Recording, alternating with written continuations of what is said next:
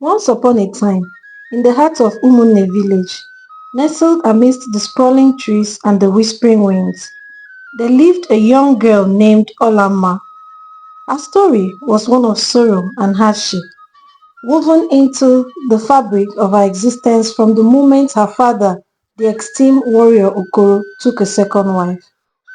From the outside, their household appeared harmonious, but beneath the facade lay a web of jealousy and deceit.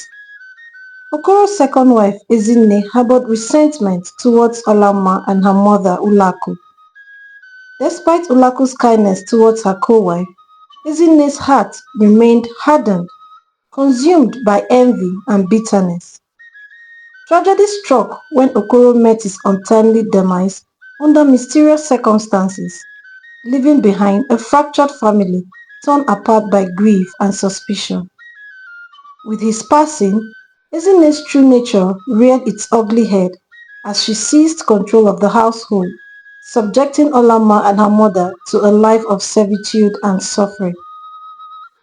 Ulaku's death only served to exacerbate Ola-mma's plight, as she found herself at the mercy of her cruel stepmother and her children. While her stepbrother Ikem harbored sympathy for her plight, his attempts to intervene were met with scorn and ridicule from Ezinne and her daughter Adaku. Despite the hardship she endured, Ola-mma remained resilient, finding solace in the simple pleasures of life and the unwavering love of her late mother.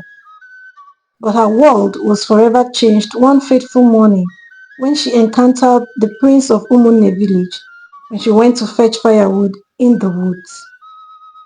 As Ola-mma gathered firewood amidst the tranquil surroundings, a haunting melody caught the prince's attention, drawing him towards her like a moth to a flame. Intrigued by the maiden's sorrowful song, he approached her with caution, unaware of the tumultuous journey fate had in store for them. Surprised and frightened by the prince's sudden appearance, Ola-mma greeted him respectfully, her voice trembling with fear. When the prince inquired about her family, she hesitated, torn between the desire to confide in him and the fear of her stepmother's wrath. "I am a nobody, my prince," she finally replied, her eyes downcast. "My stepmother will kill me if she finds out that you spoke to me." With these words, Ola-mma fled from the prince's presence, leaving him bewildered and intrigued by the mysterious maiden who had captured his attention. Determined to learn more about her, he instructed his guards to fetch her, but their efforts proved futile as Ola-mma vanished into the shadows. Undeterred by the maiden's disappearance, the prince returned to the palace, his heart heavy with thoughts of the enigmatic Ola-mma. When his father the king noticed his son's troubled demeanor, he inquired about the cause of his distress. "What troubles you, my son?" the king asked, concern etched upon his aging face. The prince hesitated, unsure of how to articulate his newfound obsession with the mysterious maiden he had encountered in the woods. But as he recounted everything to his father, a sense of urgency gripped him, driving him to seek out the maiden at any cost. Recognizing the gravity of his son's words, the king issued a decree commanding that all maidens in the village assemble for a grand dance competition. With the prince as the extinct judge, little did they know this decree would set the stage for a series of events that will alter the course of Ola-mma's destiny forever. As the news spread throughout Umunne village, excitement rippled through the air as maidens from far and wide eagerly prepared to showcase their talents before the royal court.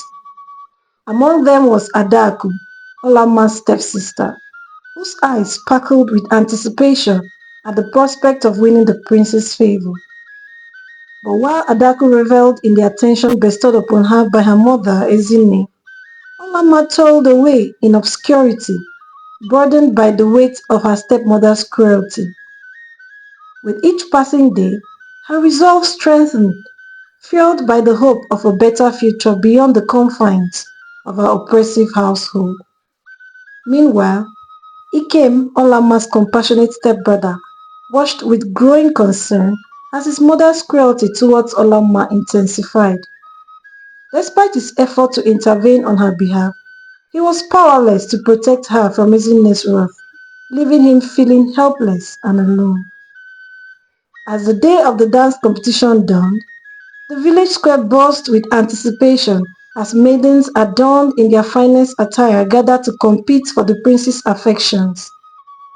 Among them was Adaku, whose beauty and grace captivated the crowd as she danced with effortless charm.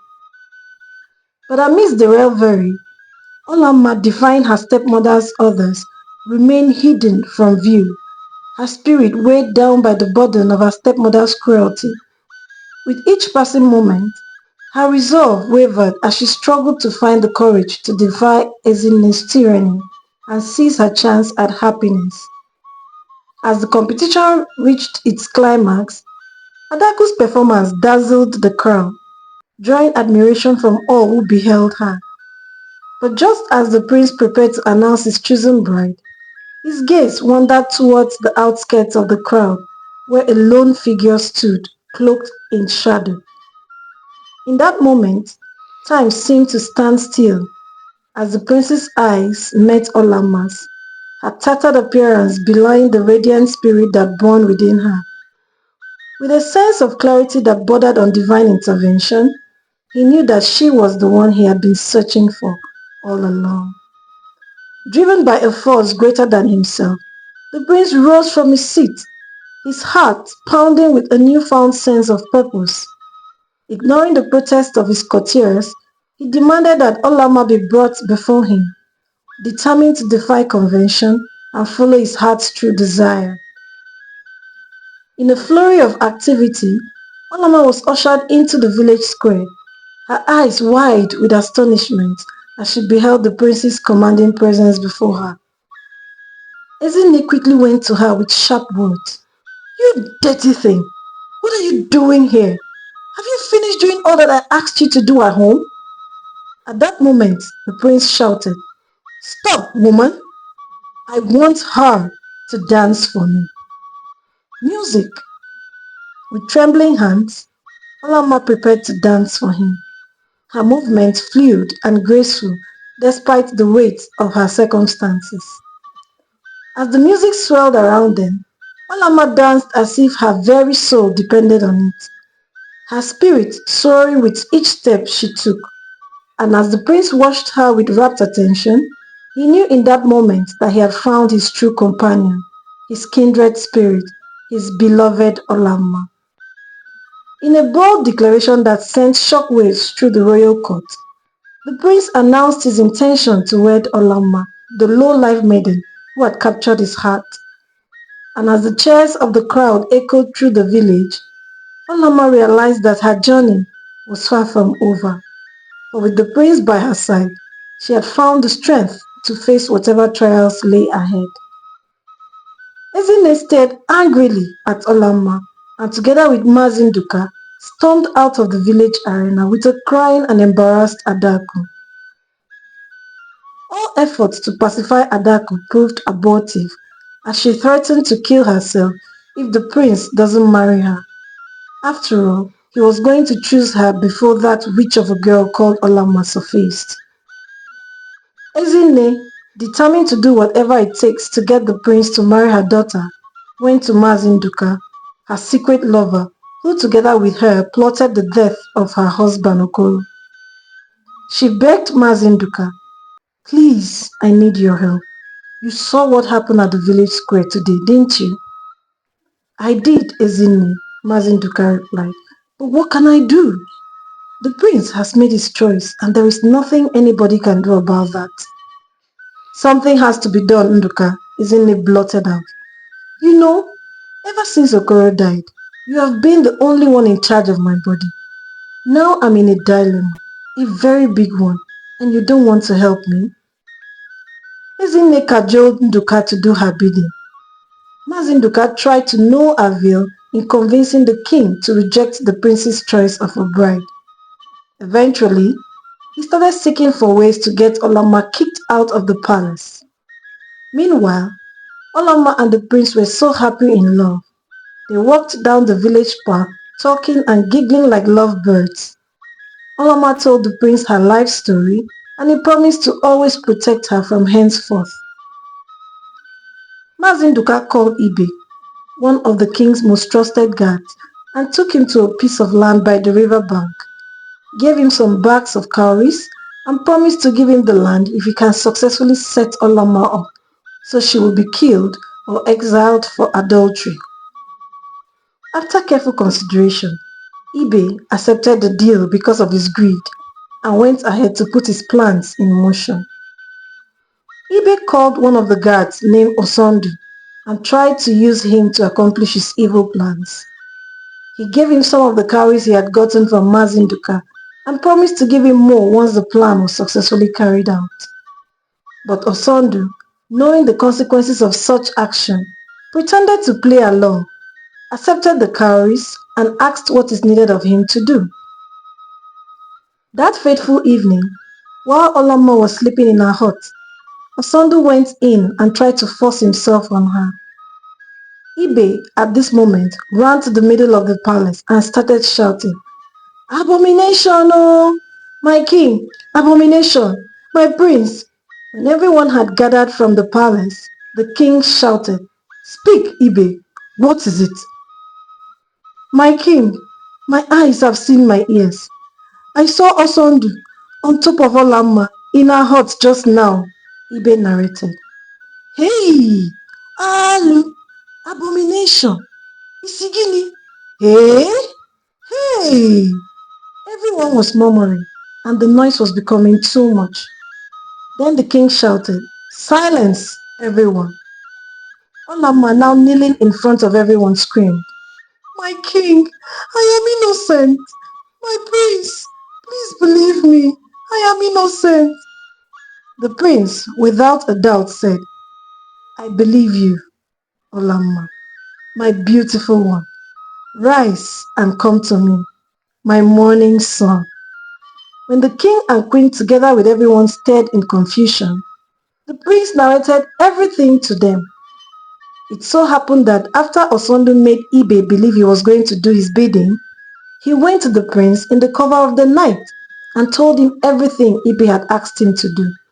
And since his loyalty lies with the royal family, he had to tell the prince everything. Only that he did not know who Ibe was working with and what he hoped to achieve in all of this. So in order to unravel the mystery behind the evil plot, the prince had asked Osondu to play along with what Ibe scripted for him, while promising to reward him greatly in the end. The king now turned his attention to Ibe.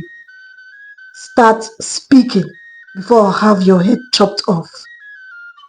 Ibe, knowing he had been found out, exposed there and then to everyone that Mazinduka is the mastermind of everything, that he was only acting on his orders.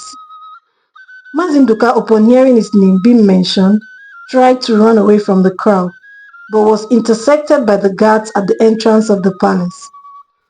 In the end, Ezinne and her daughter Adaku were exposed. Mazinduka, Ezinne, and Ibe were from that day branded outcasts and exiled from the village of Umunne, never to set foot on their father's land again by the king. And so, amidst the jubilant celebrations that followed, Ola-mma embarked on a new chapter of her life, leaving behind the shadows of her past and embracing the promise of a future filled with love, hope, and endless possibility. And as she stood beside her beloved prince, her heart overflowed with gratitude for the twists and turns of fate that had led her to this moment of pure, unbridled joy. The moral of this story: never let greed becloud your sense of good judgment. Be contented with what you have. Be good and kind to everyone. Never look down or underestimate anyone, for tomorrow is pregnant. Who would have thought that the dirty, ragged Ola-mma would one day become the queen of her village? Also, no matter what you might be going through today, do not despair, for there is light at the end of the tunnel. If you've not given this video a like, please kindly do so. I would really appreciate it. Also, subscribe to my channel and turn on the notification bell so you get notified each and every time I drop a new video. It really means a lot to me. Thank you and see you in my next video. I love you all.